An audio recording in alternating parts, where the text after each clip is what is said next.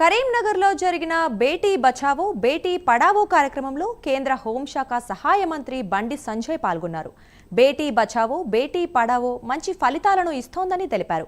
కళాశాలల వద్ద డ్రగ్స్ విక్రయాలు ఆందోళన కలిగిస్తున్నాయని అన్నారు. డ్రగ్స్ దందా చేసేవారిపై కఠిన చర్యలు తీసుకోవాలని అన్నారు.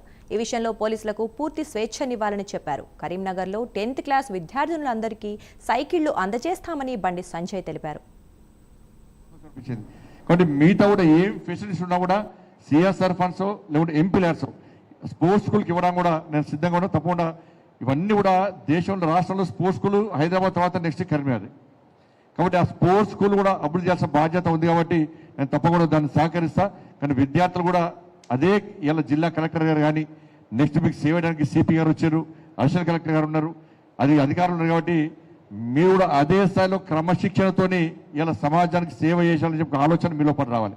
మనం చూస్తున్నాం, మీరు తెలంగాణ రాష్ట్రంలో కానీ రాష్ట్ర దేశంలో చూస్తున్నాం. మనం ఇవాళ అనేక చెడు అలవాట్లకు లోనై ఇలా ఇబ్బంది పడే పరిస్థితి ఇవాళ హైదరాబాద్ భాగ్యనగర్ ఇవాళ డ్రగ్స్కి అడ్డాగా మారింది.